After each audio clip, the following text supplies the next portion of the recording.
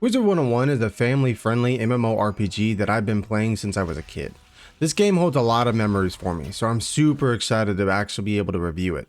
To be honest though, it has been a minute since the last time I played, so I did not realize there was 22 different worlds to explore.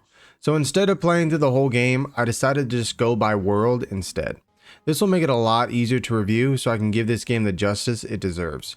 So as I go through, my opinion might change, till I reach the end where I'll give my final review on the game as a whole. With all that being said, I hope you enjoy my review of Wizard 101 Wizard City. Let's get into it.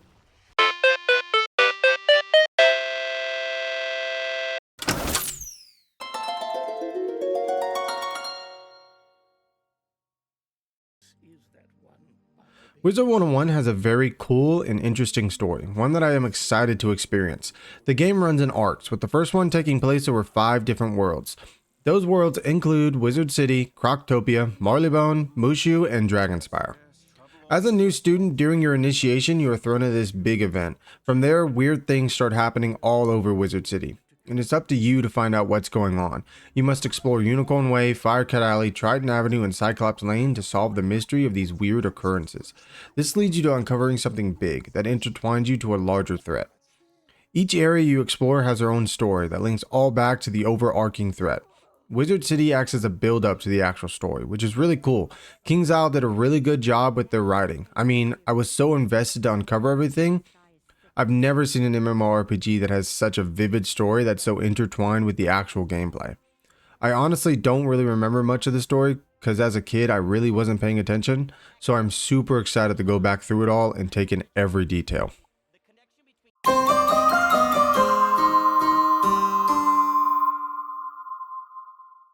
Wizard 101 offers a very unique kind of combat, one that I've never seen before.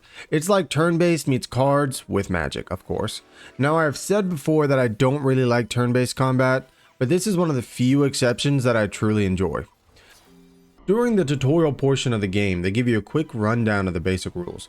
At the start of combat, you are given a deck with a certain amount of cards you can use. That amount can change later on depending on the deck you have equipped. The starter deck you are given holds only one spell specific to your school of magic. Now don't worry, to help you out, it also gives you spells from other schools as well. This way you're not left with nothing. When it's your turn, you have 7 cards you can choose from, but don't worry, if you don't like what you have, you can either pass or discard some to draw new ones on your next turn. Now you have a certain amount of mana to cast your spells, so once you run out, you're basically done for, so make sure you cast wisely. You also have pips that you gain each turn. These are what you use to actually play the card. In some cases, the game gives you a golden pip, which is worth 2 pips. This is random and based on your percentage in your character panel. Most of the cards at the beginning only take 1 pip, but as you progress and gain new spells, the cost goes up. There are some that cost none, but these are really only buffs. As you explore the different areas, you will run into various enemies. Each one falls under a specific school of magic. So to do the most damage, you really want to use the opposite of whatever type they are. So if it's ice, you want to use fire. But there is a problem with that. You only get to choose one school of magic. So you're saying if I end up fighting an enemy with my type of magic, then I'm just done for? No, you're not. KingsIsle thought of this as well and gave plenty of options to combat this.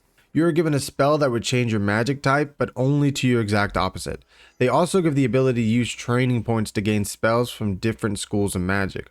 This is honestly awesome. They took so much time to make sure you would actually enjoy the combat and not feel trapped in your type of magic.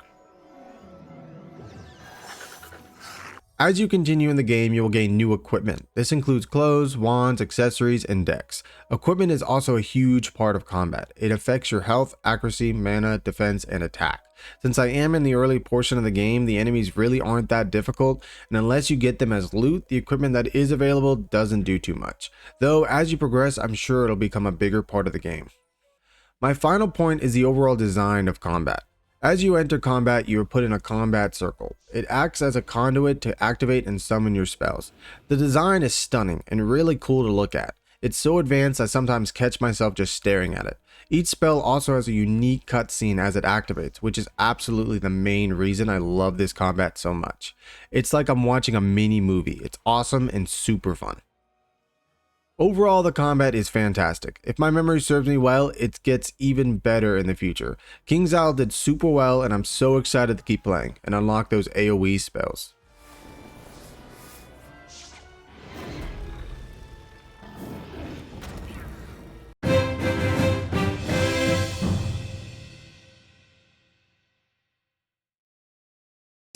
As I have stated before, Wizard City is home to so many locations. This place acts as a hub for everyone, so it makes sense. It has everything you need: shopping, games, dueling, and some optional dungeons you can go through. Unicorn Way, Firecrown Alley, Triton Avenue, and Cyclops Lane are the main dungeons required to explore to progress to the next world, along with other areas either attached or part of the main quest line. If you couldn't tell by the names, each area is specific to a school of magic, which is so cool to me that they would put that much thought and detail into them. They're amazingly designed, and just walking through them is so much fun. There is also Colossus Boulevard that is completely optional to explore. This is one of my favorite dungeons to explore. It has its own story that is completely separate from the main one, but I implore you to check it out. There is also another optional area called Golem's Court. This is just a quick tower dungeon that is really cool and a good way to get some XP. Now, the shopping district has literally everything you can need, from equipment to housing to even pets. It's got it all. Again, the design is awesome, and I just love running around and spending all my gold on some new items and equipment. Then you have the Commons, where you are going to experience the most lag ever. Jokes aside, the Commons is the central place for all wizards. They have fair games, fishing, some merchants, and various other things to do. It's also home to the headmaster and his hawking owl. Old Town is another area that has a few shops and little mini dungeons for you to explore, but other than that, there really isn't much else here in specific. Of course, there is also Ravenwood, which is home to all the classrooms of your school of magic, except for Death. Here is where you go to get new spells and decorate your dorm room if you don't already have a house. This is another area that is just so cool to walk through, and I look at the design for each of these classes. I know there is so much more to these areas, I just don't have the time to go through it all. Another thing that KingsIsle just did an amazing job on. Great work. I've stated many times in this review how much I love their designs. They are just extremely fun to look at. As you walk through Wizard City, you can just tell how much detail went into this game. Sure, the graphics are a little old, but it's an old game. Plus, if they were to ever do a graphics overhaul, they would put everyone else to shame. Since this review is mainly focusing on Wizard City, I won't go too much into the other worlds, but I will say this. This world is just a small part of what the rest will look like. I mean, wait till you see places like Marleybone or Mushu. They are beautiful. I just really can't express how much I love this game and its worlds. Great jobs, KingsIsle, once again.